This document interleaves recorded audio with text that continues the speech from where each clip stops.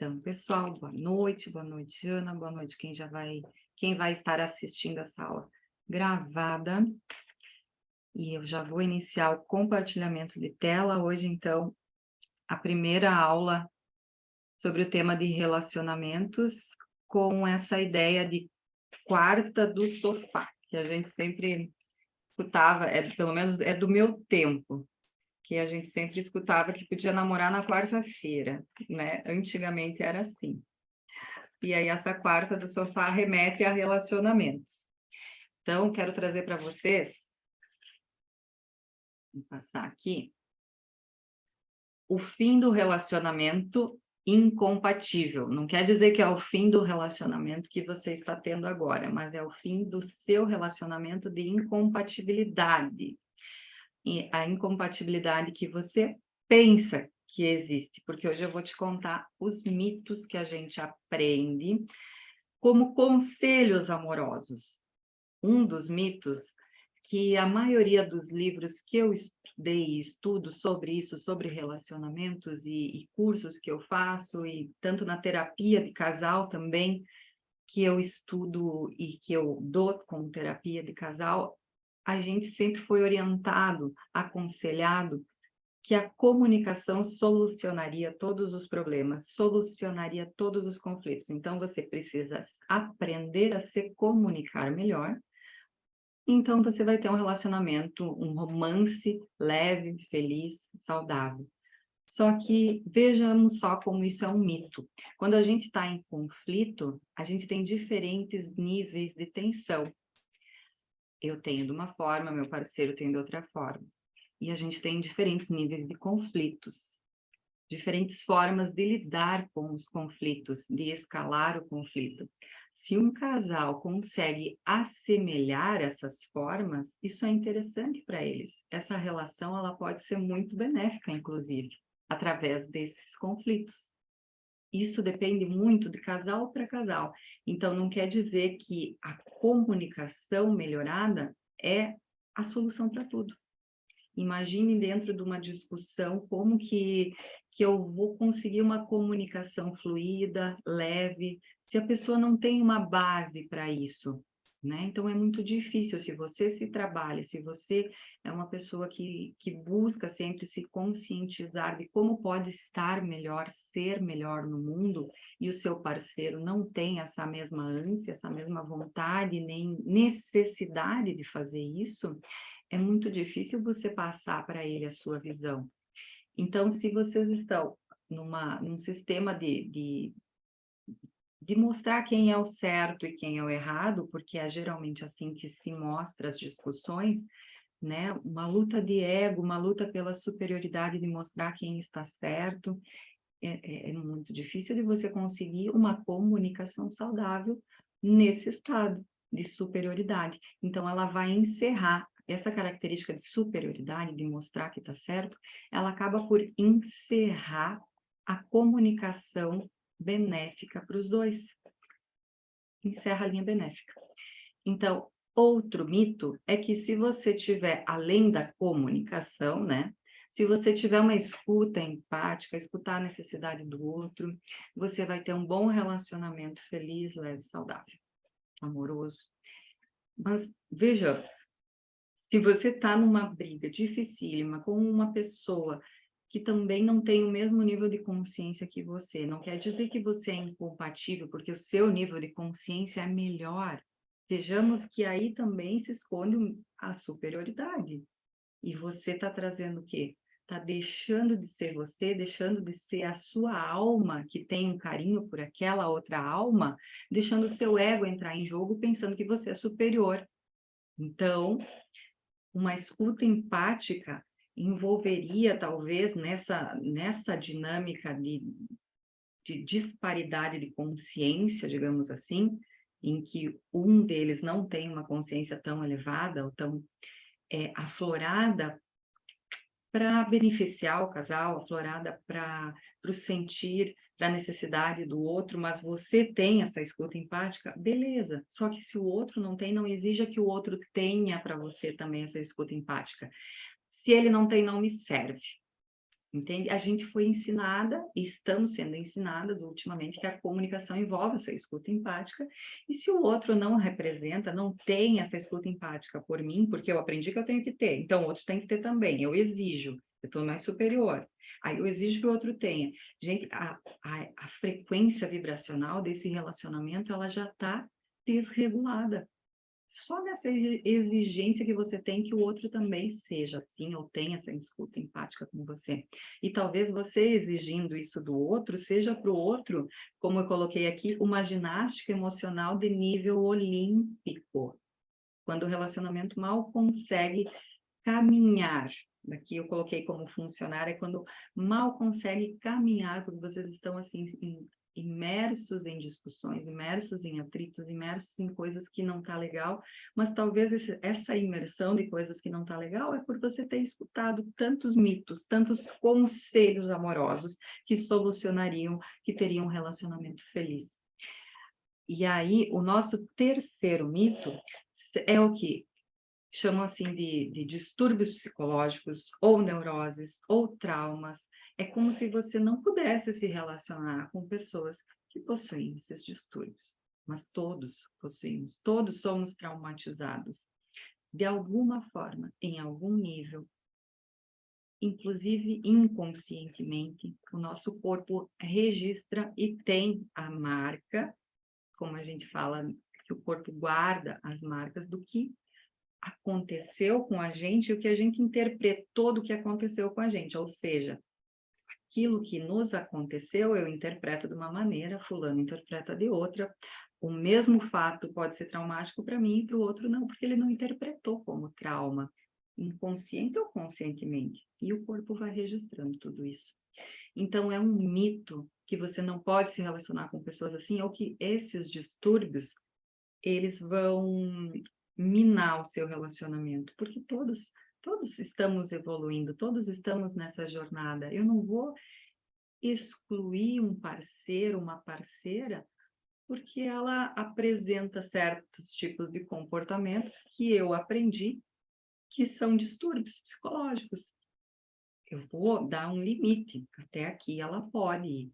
Até aqui ela não está me ferindo, não está me desferindo uma violência, seja psicológica, seja física, emocional, né? A gente não está falando aqui de permitir relacionamentos tóxicos e abusivos, não.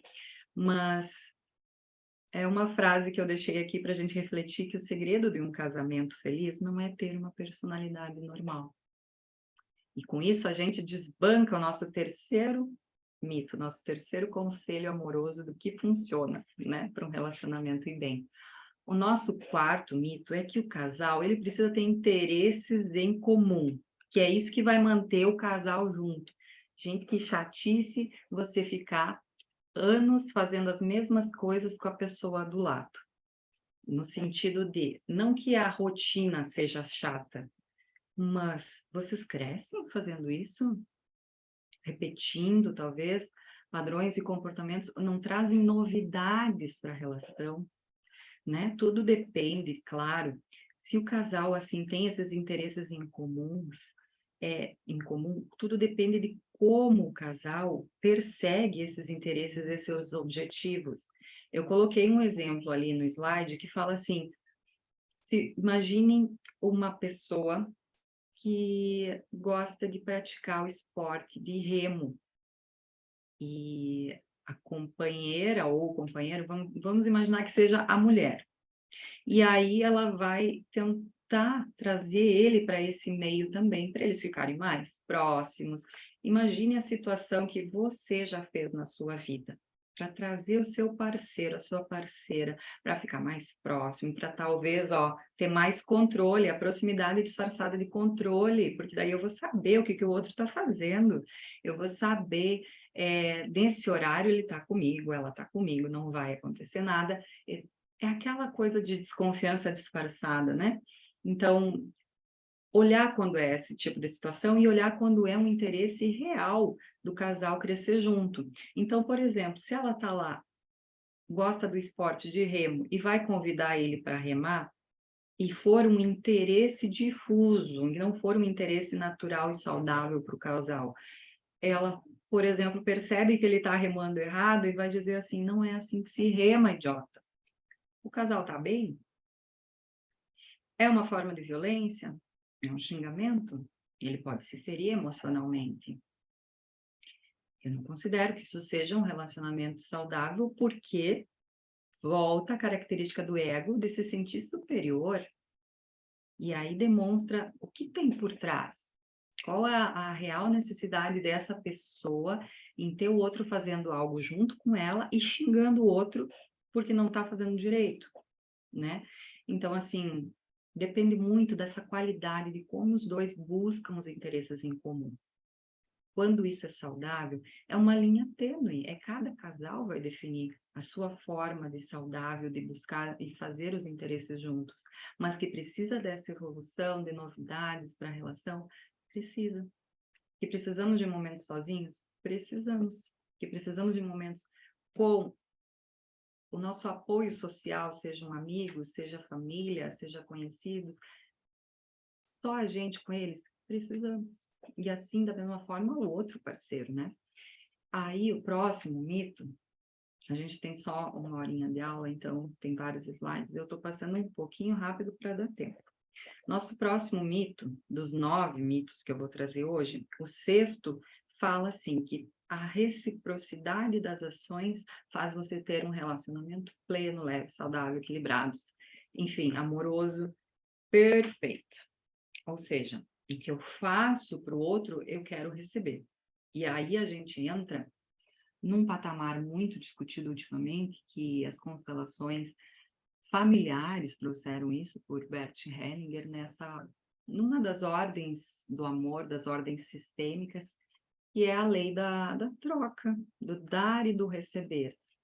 E eu gosto de trazer essa relação com a constelação, porque muitas pessoas fazem uma sessão de constelação, passam por uma constelação, e chegam em casa, ou chegam no seu trabalho, nos seus ambientes, e começam a mudar no sentido de que se ela for produzir uma ação para o outro, ou seja, ofertar, se doar energeticamente, financeiramente, doar seu tempo para alguém, ela já tem implícito, porque ela aprendeu isso, que precisa ser retribuída na mesma moeda.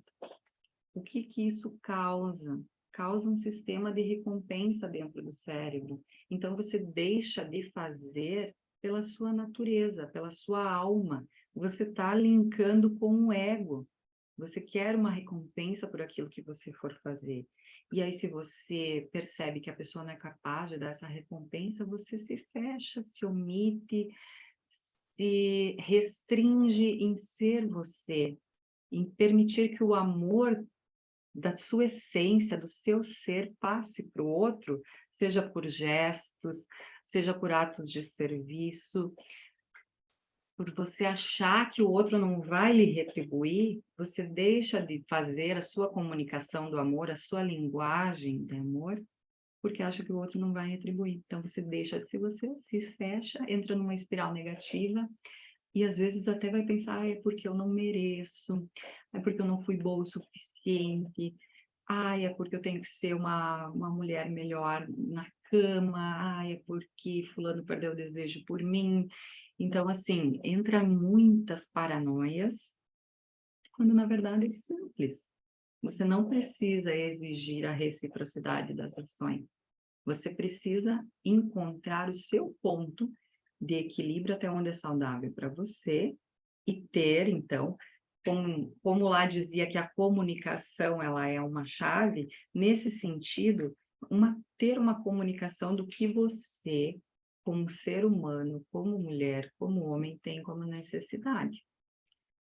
E entre amantes, entre um casal, essas necessidades podem ser semelhantes ou podem ser bem discrepantes. Então, isso é legal, você se comunicar e ter noção do que é importante para o outro e o que é importante para você, mas que nem sempre a reciprocidade é o ingrediente secreto ou um dos ingredientes dessa sopa do amor aí, para sair algo palatável, algo que você possa digerir sem ter indigestão. Então, a gente está na chuva, a gente vai se molhar e a gente está aprendendo. Ninguém é melhor que ninguém, estamos aprendendo, não há como a gente querer qualificar os relacionamentos, querer comparar o anterior com o de hoje. Somos pessoas diferentes a cada instante, a gente está se transformando a cada instante, e isso não é só no plano físico, isso é no plano vibracional, no plano emocional, plano que a gente não enxerga. Se você ainda está se relacionando só com o mundo físico, e você apenas acha que o mundo invisível acontece quando você senta para meditar, ou para fazer uma oração, ou para fazer algo que você consiga taxar que isso é espiritualidade, que você está enganado, porque a gente transita nos dois mundos ao mesmo tempo. Vamos para o sétimo mito, ou é o sexto? Agora é o sexto. O sexto é que evitar conflitos é a melhor forma de ter um relacionamento saudável. Lembra que eu falei antes que os casais eles têm diferentes níveis de tensão, diferentes níveis de estilo de enfrentamento de conflito. Então, nem sempre o evitar o conflito vai ser o melhor. Se daqui a pouco eles se assemelham no mesmo estilo de enfrentamento de conflito, e aquilo pode se tornar um motivo para a relação ela se estabelecer, ela crescer, ela entrar em outros níveis, né?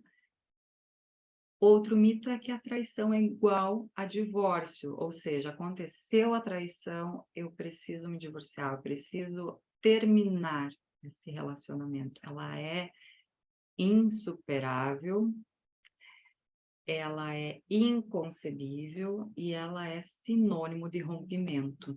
Isso é um mito.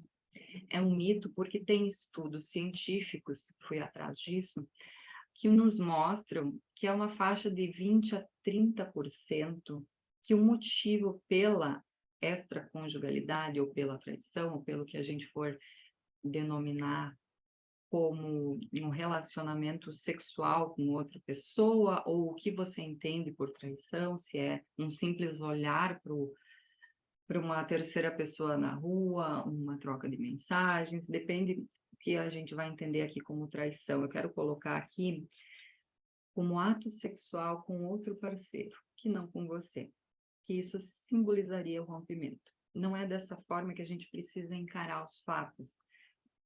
Se você está dentro dessa faixa dos 30%, o seu parceiro que traiu está dentro dessa faixa de 20 a 30% que realmente traiu porque busca o sexo fora, então você precisa rever o relacionamento.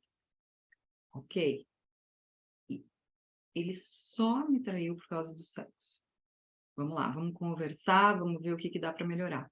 Agora, se os outros 70%, que é o restante do percentual, que as pessoas traem por indisponibilidade emocional do outro, do parceiro, por afastamento emocional do parceiro ou da parceira, e buscam nesse outro um complemento que não tem, que daqui a pouco viam na parceira no início, e aquilo foi se perdendo, já não encontram mais essa disponibilidade emocional. Então, é algo que também pode ser corrigido com a pessoa tendo a comunicação e a disponibilidade emocional sendo colocada em pauta e recuperando essa disponibilidade emocional. E aí a gente vai ter técnicas para isso, exercícios para isso, dentro de outro conteúdo que fica pouco tempo para eu trazer nessa aula. Mas são formas de você recuperar e blindar o seu relacionamento após ter havido uma traição, e seja ela como você qualifica a traição. Vamos para o 8º mito, que homens não são biologicamente feitos para o casamento, porque eles não têm uma tendência monogâmica. Então, aqui há um grande mito, porque a taxa de extraconjugalidade, ela só aumentou depois que as mulheres começaram a trabalhar fora, de todo esse movimento do feminismo e tal. A extraconjugalidade feminina aumentou. Então, como é que eu posso dizer que o homem não foi biologicamente preparado para o casamento, se a mulher agora, trabalhando fora, com muitas outras opções e possibilidades, aumentou o índice de extraconjugalidade no sexo feminino? E aí? Então, isso é um mito que nos contaram. Isso é um mito que a gente encaixa dentro daquela concepção mais arraigada, mais primitiva, de que o homem é caçador, de que o homem, né, das cavernas saía para caçar, então ele tem essa coisa do joguinho, do relacionamento, que ele tem a mulher como caça. Gente, se a mulher se coloca como caça, como, né, presa, isso já não é mais um relacionamento saudável, então você já nem vai estar nessa dinâmica, porque você já tem essa consciência e essa evolução de relacionamento, e você não vai se colocar nesse joguinho. Então, assim, tirando esse mito do caçador, tirando esse mito que ele é biologicamente indisponível para a monogamia, ok? Nono mito e último é aquela velha expressão que tem livro e filme, que homens são de Marte e mulheres são de Vênus. Na verdade, não, todo mundo é do mesmo planeta, no sentido de ter emoções parecidas, necessidades parecidas. É questão mesmo cultural de como tudo é colocado para a gente, de como que a gente aprende que o homem tem que se portar na sociedade, como que a gente aprende que a mulher tem que se portar na sociedade. Por isso, parece essa distância tão grande entre eles. Mas a alma, quando encarnamos na matéria, a gente é apenas uma essência, uma luz, um pedacinho de centelha divina que não tem sexo, que não é feminino e nem masculino. A gente fala nos estudos do espiritismo, nos estudos mais aprofundados, assim, de como que é a reencarnação, de como que é o espaço entre vidas, que a gente chama, ou entre vidas ou intervidas.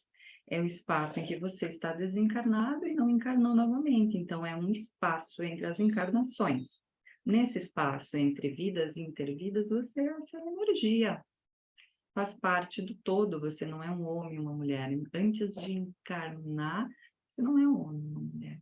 Você vai encarnar e vai receber um corpo feminino ou masculino.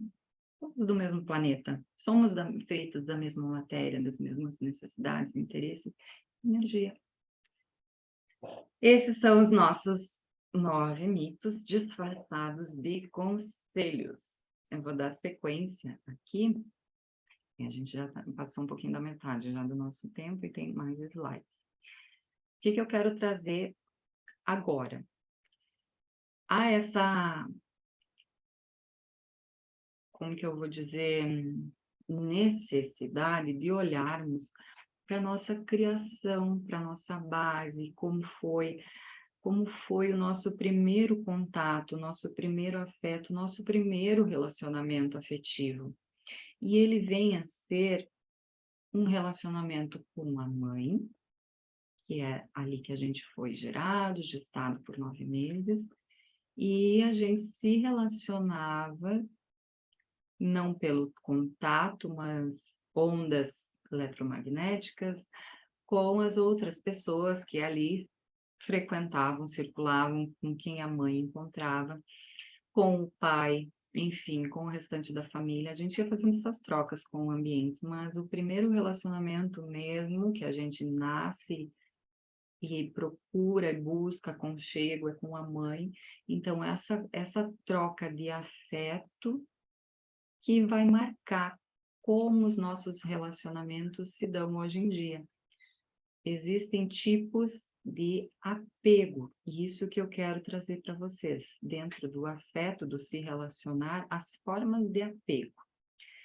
Então, assim, o segredo dos casamentos emocionalmente inteligentes,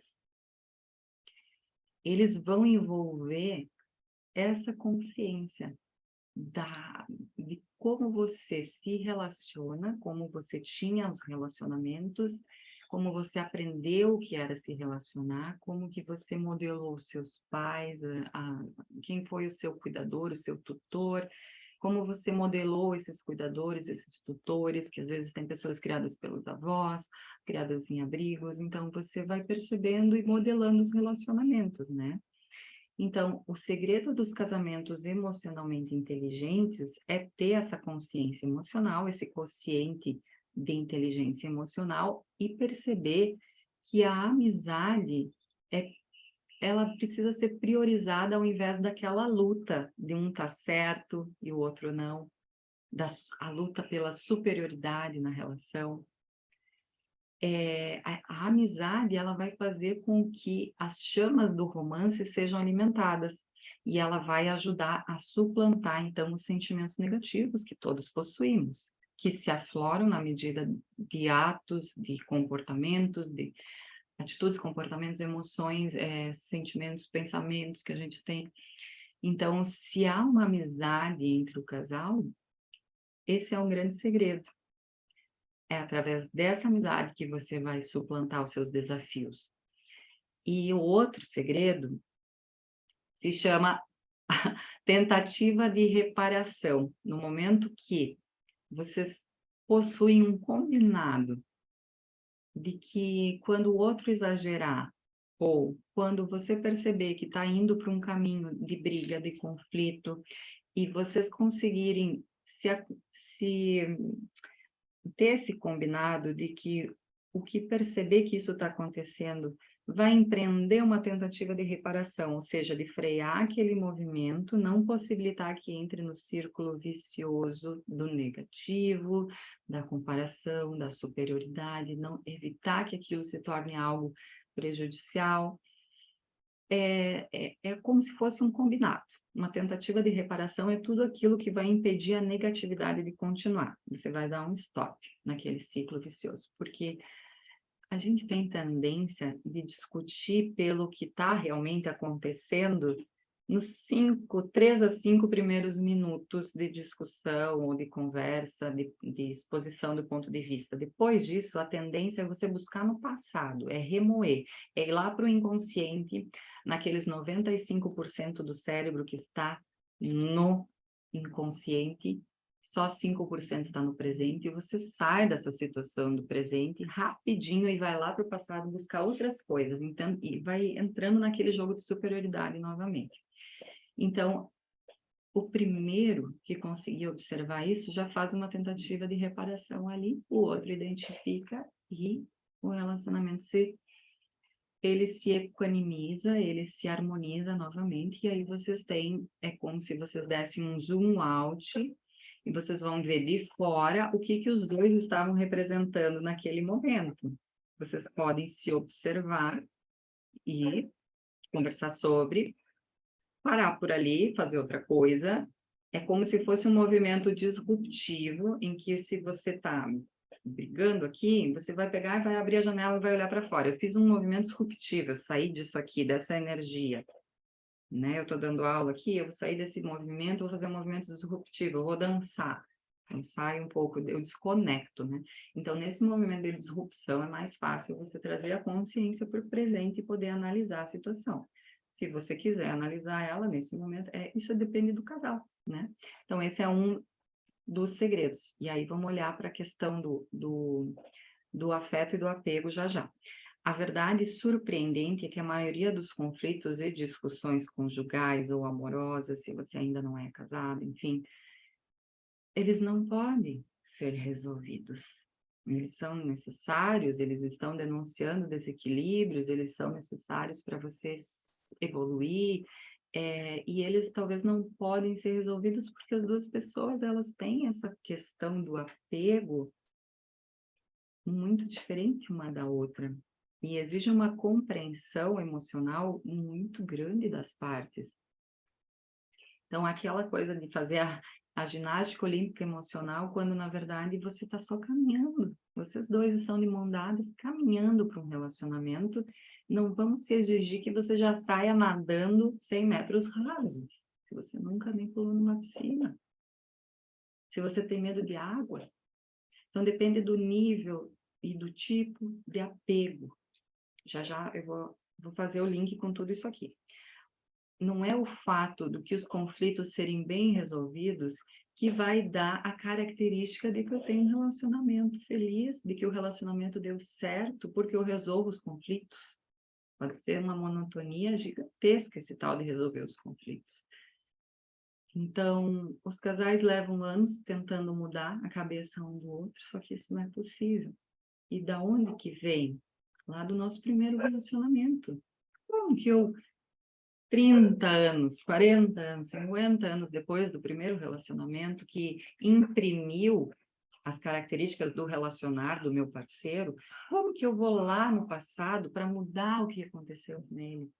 Então, é questão de terapia, de que todo mundo precisa olhar para o seu passado, de que todo mundo precisa buscar resolver situações e de que as ferramentas estão aí para isso acontecer cada vez mais, que o mundo está evoluindo e que a gente precisa evoluir com ele. Então, se a característica, se a forma de apego que o meu parceiro tem é muito diferente da minha, e eu conseguir colocar isso não como um empecilho para a relação, mas sim como substrato para crescimento, como adubo para a nossa relação, respeitando a diferença, respeitando a singularidade do meu parceiro, no momento que ele se propor a olhar para isso, eu ter esse carinho de fomentar que ele continue, que ele vá atrás, que ele não obrigar que ele vá para uma terapia, mas eu estou aqui do teu lado, na hora que tu for querer olhar para isso, que vai doer, eu já olhei, eu já curei, talvez uma parte de mim, mas eu não sou superior a você. No momento que você for ter o teu tempo, que é diferente do meu tempo, eu vou estar do teu lado. Eu vou conseguir acolher você nas suas fragilidades, de quando doer, você olhar para aquilo, para aquele relacionamento, ou vice-versa, né? A gente pode estar aqui achando que os homens não têm essa capacidade, quando na verdade a gente pode se surpreender dentro de um relacionamento, porque a mulher tem a característica de se cobrar demais, que ela esquece um pouco desse lado das emoções, e aí vai ver que o parceiro acolhe ela muito mais do que ela acolhe a si própria. E isso vem de uma característica também da forma de apego que ela aprendeu, da forma de se relacionar. Se ela tem uma forma de apego evitativo, ela pode ter essa característica dela nem sequer se acolher, dela criar muros entre o outro e entre ela mesma.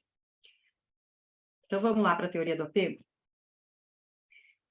Vamos ver que horas. Temos 15 minutinhos, talvez não dê para passar tudo, mas eu vou fazer um en passant mais sintetizado para a gente discorrer entre as 4 formas de apego, e já quero deixar claro que elas são formas adaptativas, não é uma sentença, assim como o trauma que a gente sofre não é uma sentença, é uma questão de adaptabilidade ao que nos aconteceu, é uma questão de adaptabilidade à teoria do apego, à forma do apego. Então, eu quero trazer para você que a teoria do apego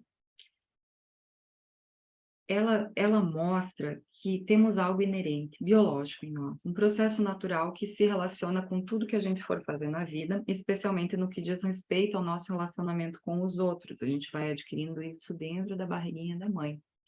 Então, o bebê humano, ao contrário de outras espécies animais, ele nasce prematuro, mesmo se ele está no tempo certo de gestação, ele não está pronto, ele é totalmente dependente no momento que ele nasce. Ele precisa da outra pessoa, ele precisa do outro para sobreviver.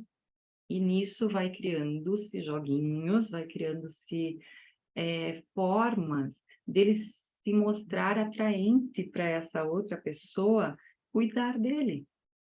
São coisas naturais que nos acontecem, né? Então, ai, que bebê sorridente, que bebê querido, são formas de atrair a atenção e eu me manter preservada.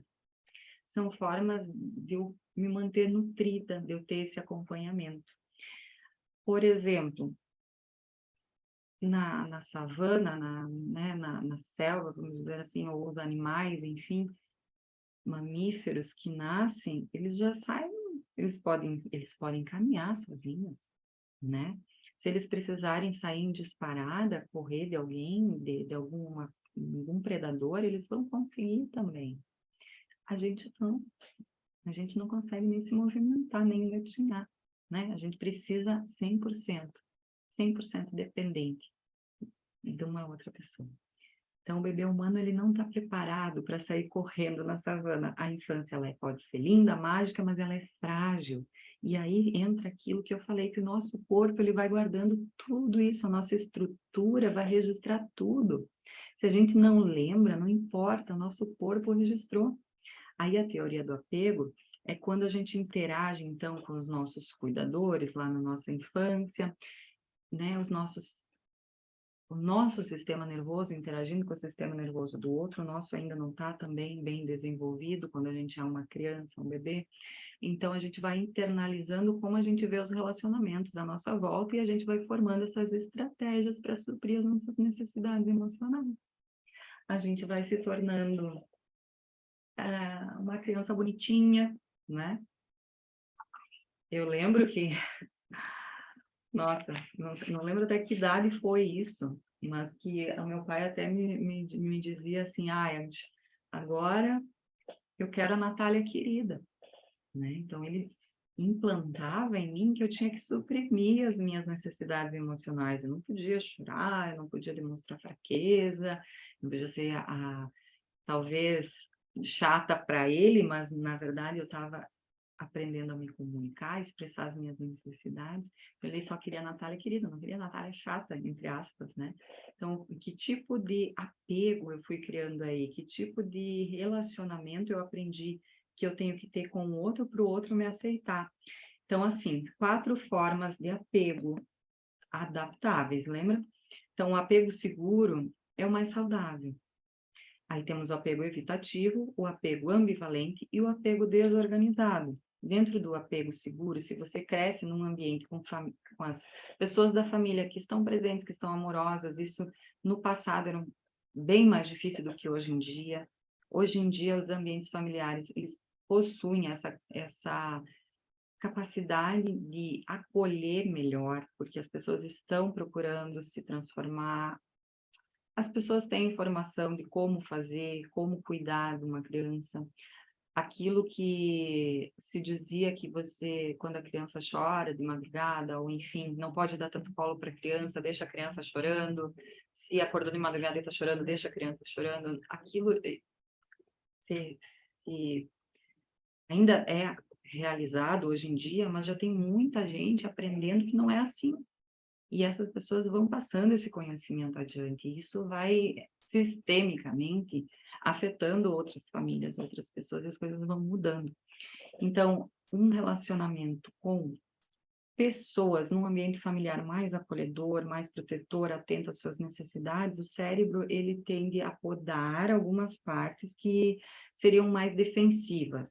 É como se baixasse a guarda, eu estou bem aqui, estou segura, não preciso me defender. Então, quando eu for me relacionar com um companheiro amoroso, se eu desenvolver um apego seguro, eu vou ser aquela pessoa que não vai ser tão desconfiada, que vai ser mais aberta para a relação, que vai se entregar mais fácil, né?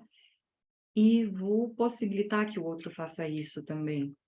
Porque se eu aprendi que é assim que um relacionamento se desenvolve, eu vou fazer essa dinâmica acontecer dessa forma. Então, nesse contexto, você geralmente cresce confiando mais nas pessoas, né? Esperando essa reciprocidade e coisas boas no seu relacionamento. É mais difícil você se relacionar com alguém abusivo, você tem a tendência mais rápida de identificar situações que te coloquem em perigo e você aprende que aquilo não é um relacionamento, que aquilo pode ser qualquer outra coisa, menos um relacionamento. E, energeticamente, talvez você nem atraia esse tipo de parceiros, né? Então, as partes do cérebro alinhadas com apego seguro, nesse caso, são bem estruturadas, são fortes, são fáceis de acessar dentro de uma pessoa, dentro de uma terapia, de uma sessão de terapia de casal. entre alguém que tem o apego seguro e alguém que tem o apego desorganizado, vai ser mais fácil eu, como terapeuta, acessar essas memórias, as estruturas físicas, inconscientes da pessoa do apego seguro do que da pessoa do apego desorganizado. E aí, se eu, terapeuta, tenho esse conhecimento, entende como que eu vou exigir que duas pessoas que não entendem nada disso se comuniquem, tenham uma comunicação, que a comunicação é a que resolveria, o diálogo é que resolveria os problemas do casal? As formas de apego são totalmente diferentes, por isso que é um mito que a comunicação é o que resolve. Vamos lá. Dentro do apego seguro, precisamos do contato pele com pele, sorrisos amorosos, olhares de acolhimento, comunicação de coração para coração. E aí, crianças que receberam esse tipo de acolhimento receberam uma nutrição emocional de cuidadores atentos, regulados e amorosos. Então, elas experienciam em seu corpo, ainda que pequenininho, ainda que está desenvolvendo o seu corpo, ele já está tendo esses registros de como que são os relacionamentos. Então, no seu corpo, ele vai sentir mais regulação, mais segurança, mais conforto, mais relaxamento, né? Não vai ser aquele corpo que cresce com tensões, represadas, vai sim observar num ambiente tóxico que o corpo tensiona, que o corpo não está relaxado. Então, se você sabe observar o seu corpo, você vai se perceber que você está num ambiente que não é seguro para você, né? Com aquilo, o apego seguro. Então, o nosso sistema nervoso, ele aprende a corregular recebendo essas informações do ambiente, diretamente dos nossos cuidadores. A gente vai se regulando. Primeiro a nossa mãe nos autorregula, e depois a gente consegue, então, depois de uma certa idade, já na pré-infância, na pré-adolescência, a gente vai criando a capacidade neurológica de regulação e aprendendo também a como regular os outros, né? Quando adultos, quando temos filhos, como tem essa necessidade de você corregular essa criança. Então, e como eu disse antes, está todo mundo aprendendo. Ninguém é melhor do que ninguém nesse sentido, né? Se você já tem essa ideia que estamos todos aprendendo e em desenvolvimento, já é meio caminho andado. Então, a gente, infelizmente, é muito influenciável por contingências que não sejam essas positivas, né? Que condições desfavoráveis da nossa família. Se o bom nos afeta beneficamente, o que não é tão favorável também vai deixar marcas, né? Uma criança que não foi criada dessa forma, em um ambiente de trocas amorosas, vai ser mais difícil dela confiar. Ela não vai conseguir se entregar, talvez, né, no relacionamento sexual, ela vai ter dificuldade em sentir prazer, porque ela não se permite sentir prazer, porque ela está sempre com o pé atrás. Eu observava que eu tinha uma característica até de saber se aquela pessoa que eu estava tendo um relacionamento, se ela era boa para mim, se eu podia levar adiante aquilo, se era algo assim de duradouro, se eu conseguia dormir do lado dela, se eu conseguia descansar, né? Porque eu não precisava estar o tempo inteiro em vigilância. Isso daqui a pouquinho a gente vai falar um pouco mais. Então, a pessoa tem facilidade de se entregar, ela consegue confiar, ela consegue descansar no parceiro. E se o apego foi prejudicado, se não era um apego seguro, a criança não tem esse comportamento e ela até nem busca ser a criança não, a, a parceira, ela não tem essa busca, essa proximidade com o outro, né? Ela precisa se manter segura, então ela vai criando muros, porque ela não entende o apego seguro, porque ela não sentiu isso. Então, ela vai fortalecer as circuitárias defensivas, e isso prejudica na busca e na aproximação. Isso pode estar refletido em pessoas que não conseguem ter relacionamentos, ou não conseguem fazer os relacionamentos durarem, ou se sentem invisíveis para os outros, não se sentem desejadas, cobiçadas, mas é talvez porque elas mesmas não se enxergam, elas criaram esses muros de proteção.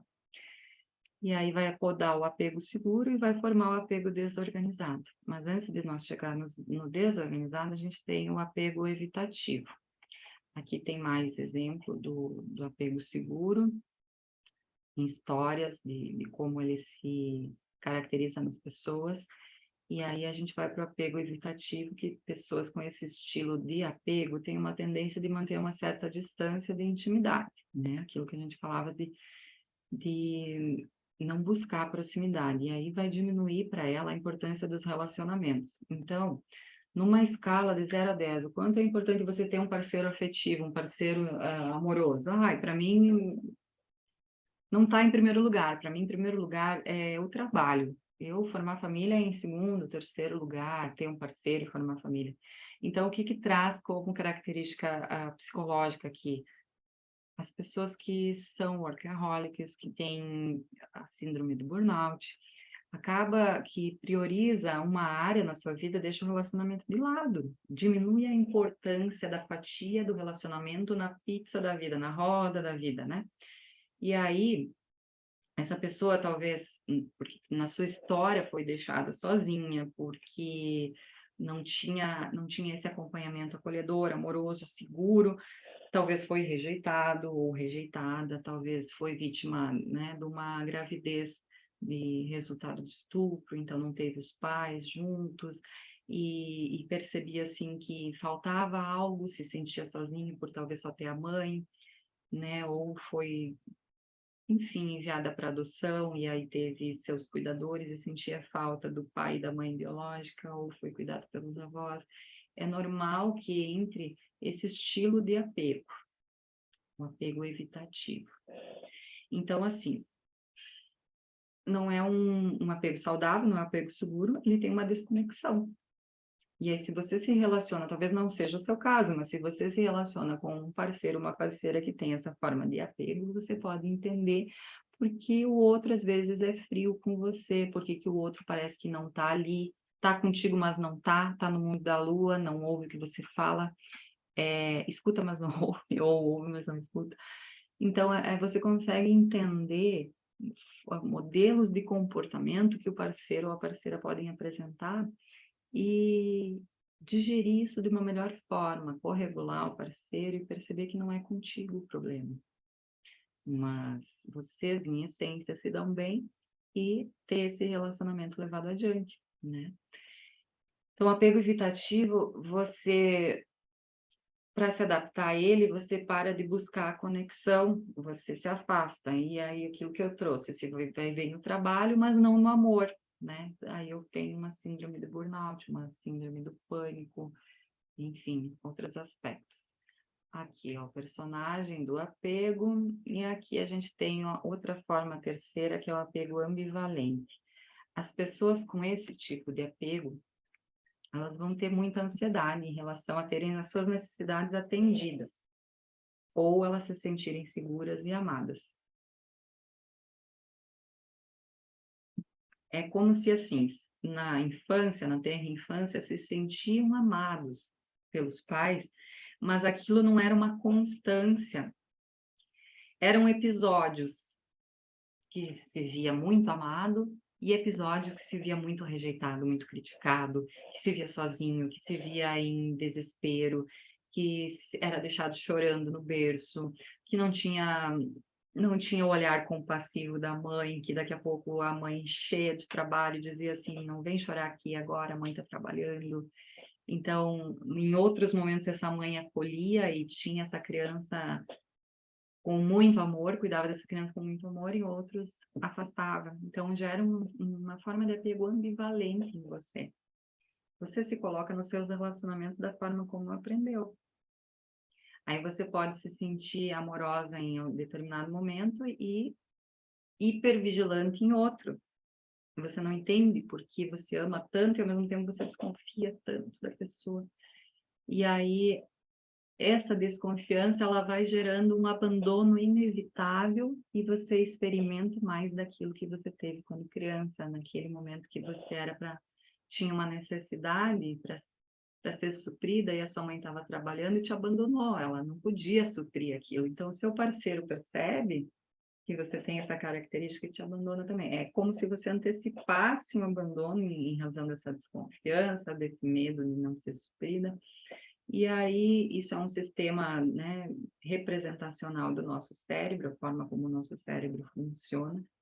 E aí, frequentemente, você vai trazer para dentro do relacionamento uma tristeza que não se explica, uma frustração que não se explica, um descompasso entre o fato que aconteceu e a proporção que você dá para aquele fato. A formiga ou o elefante? Uma formiguinha aconteceu e você fez daquilo um elefante. A proporção, né?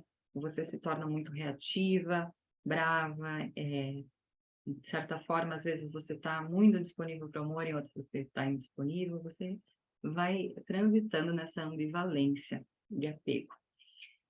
E você conecta, ou seja, no momento que você está bem, no momento que aquilo faz sentido para você, você está conectada, mas você acha que vai ser abandonada a qualquer momento. Então, é porque lá atrás não havia constância nesse cuidado. As pessoas eram ambivalentes e hipervigilantes. Você fica nesse, de certa forma, círculo vicioso também experimentando nas relações esse tipo de apego. Então, se você é uma pessoa ambivalente, que tem essa característica de apego ambivalente e se relaciona com alguém que tem o apego seguro, a pessoa que tem o apego seguro talvez não entenda por que você transita tanto e até taxe você de bipolar, né? E aí você fica mais desconfiada no sentido de, tá, então eu com essa minha condição de bipolar estou afastando o outro, eu sou a errada, e eu não mereço o amor do outro. Olha onde é que a gente vai cair. Muitas crenças de desmerecimento, de não ser boa o suficiente, entram aqui também nesse apego. Se você sente ele, se relaciona com alguém que tem um apego seguro, o outro não entende, e daqui a pouco, né? São dinâmicas de relacionamento. Então, o próximo que a gente vai ver, e último, é o apego desorganizado, que seria, assim, o pior de todos. Mas, como eu disse, a adaptabilidade entre os apegos. Então, o desorganizado, ele é mais característico de um instinto de você sobreviver às ameaças. Você vai estar... Naturalmente, você busca conforto na relação, você busca a proteção, mas quando as pessoas elas vão ser a fonte do seu estresse, a fonte da desorganização de você, a desorganização sua, você vai pendular, se você quer essa pessoa ou não, você vai pendular entre ser evitativa, lá do apego evitativo, ou se você vai ser ambivalente. O desorganizado, ele mistura o ambivalente e o evitativo. É a junção dos dois. Então, você dependia dos seus pais, dos seus cuidadores lá na infância, e não tinha essa segurança. E aí você desorganizou tanto que você repete isso nos seus relacionamentos. Então, geralmente, são as pessoas que elas sofrem muito nos relacionamentos desregulados emocionalmente ao extremo, não têm assim, inteligência emocional básica para se relacionar, para ter...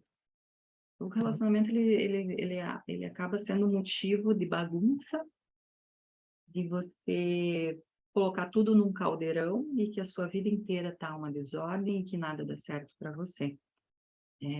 São ondas emocionais que te inundam e causam um caos, assim, você não sabe nem quem você é, para onde você tem que ir, né? E você acaba, às vezes, fazendo dissociações que é como se desse apagões e você não lembra mais o que estava rolando, o que aconteceu. Então, isso tem síndrome do pânico que pode decorrer daí.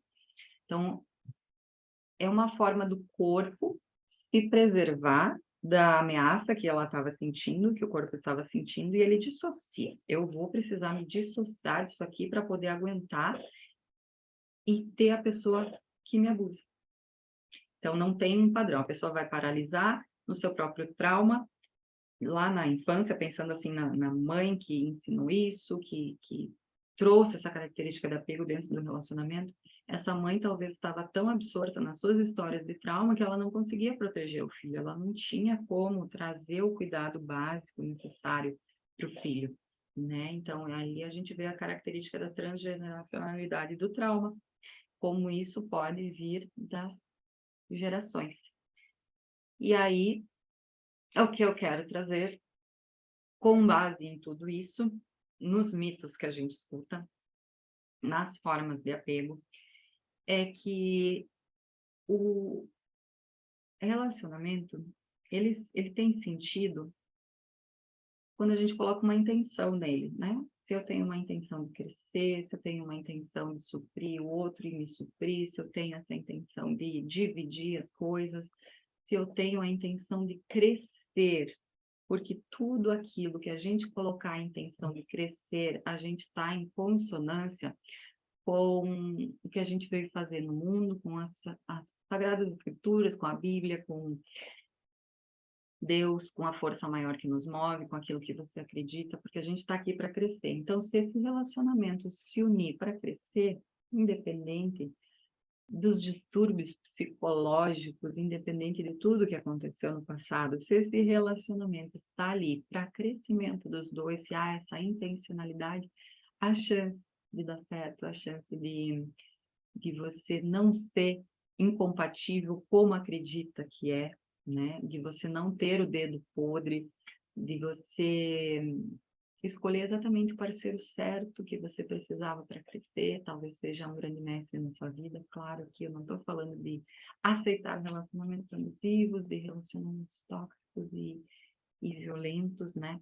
Porque ali não há uma tendência de crescimento dos dois em que o outro é violento, ele quer diminuir, não quer seu crescimento, né? O outro quer podar você, o outro quer invalidar você, e não tem essa intenção de crescimento com você. Então, nesse relacionamento não estaria abençoado, digamos assim, porque vocês não estão com o sentimento de crescimento, vocês não estão com a intencionalidade de crescimento.